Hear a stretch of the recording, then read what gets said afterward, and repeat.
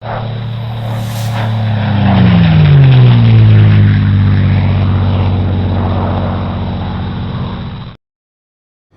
morning, as promised, it's Monday the 6th of January and it's the launch of the 2020 Corgi range on the website. So I was lucky to be at work for 6 in the morning, so I was clicking on it frantically trying to get it to refresh. It's finally refreshed, and initially I think the first sort of reactions from people is they're quite disappointed. I'm still going to go through and do 3 different videos. I'm going to cover World War One, then on to the Second World War stuff, and then the jets and helicopters, then a sort of review at the end. So I'm going to start off with the only new mould that's been announced from the catalogue, and that is of the Bristol fighter. So surprisingly, the only new mould announced was the Bristol fighter in 1/48 scale in the World War One range. For those who've never seen Bristol fighter fly, I've been very lucky to see 3 of them in formation at a Flying Legend some years ago. 2 of which are no longer in the country. One that's went to Canada, and one that's ended up with Peter Jackson's collection in New Zealand. It's a fairly big aircraft compared to its contemporaries. But it's never been done in 1/48 scale before. Oxford have tackled it in 1/72 and did a relatively decent job of it. But the Corgi one, I would imagine, would be quite exceptional. It's a lovely looking scheme. It's depicting an aircraft based in Villa Vela in Italy towards the end of hostilities in 1918.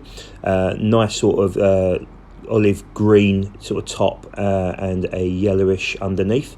It should be a nice model. There's no pictures of it yet, only merely the plans of the paint scheme, as I guess it's still in the development stage. But it should be a good addition for any World War One fans out there. Certainly a must-have. And after getting the SE5A and my first World War One model, it may be one I consider further down the line, but not just yet. So the second aircraft is this lovely SE5A. So this is the first aircraft I got from the World War One collection. This one is of Major R.S. Dallas, who is, according to Corgi, is the highest scoring Australian ace. I think there's some discretion over that. He may well be the second highest flying ace. He had 39 kills. Some sources claim he had only 32. But it's quite an unusual scheme on this. It's almost like a desert camo style camouflage on the fuselage there, but actually this is a French-based aircraft from May 1918.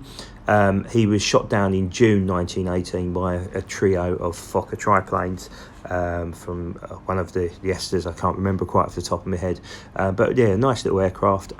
There is some debate as to whether the engine's correct.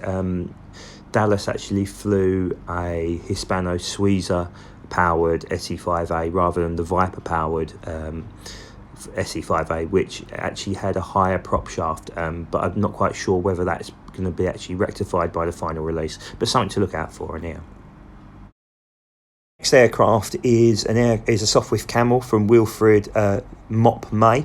This guy was only on his second mission when he encountered the Fokker triplane of Manfred von Richthofen, the Red Baron, who then proceeded to chase him at low level before actually crashing himself, crash landing and removing the undercarriage of his Fokker, and then dying in the cockpit of his aircraft. Bit of a strange one for him to do, as actually May didn't actually shoot down von Richthofen, but I suppose an interesting pairing with the Richthofen Red Baron, which is up next.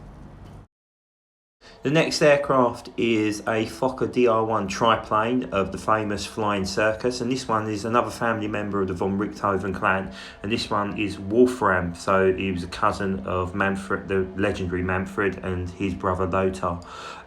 So this is part of the same, it's almost like a double really with the Camel. This is the aircraft that would have been flown on the same mission that von Richthofen would have been killed. Models are pretty much like a pair as well. So you've got the Pierre Marie, who is the youngest French ace, and then you've got this lovely Albatross, which is arguably his 5th kill. So a nice little pair. The artwork on the Spad in particular looks stunning, of the Grim Reaper holding his flag. So if you're into World War One, this is probably a nice pairing to go after. The final World War One release is this lovely Eindecker, and it is the main man himself, Mr. Manfred von Richthofen. Seemed to put his name to anything, and it really sells. I mean, just look at the previous Fokker triplane last year, sold out in double quick time, and the new mould Eindecker seems to be getting some really rave reviews. So the World War One stuff seems to be the heaviest in recent memory. Again, in terms of what's being released, seems to be fed back really well in this case, in these sections anyhow. I'm going to move on to the World War II stuff next, much more in my comfort zone and actually much more exciting for me personally, as I mainly go after piston engine stuff.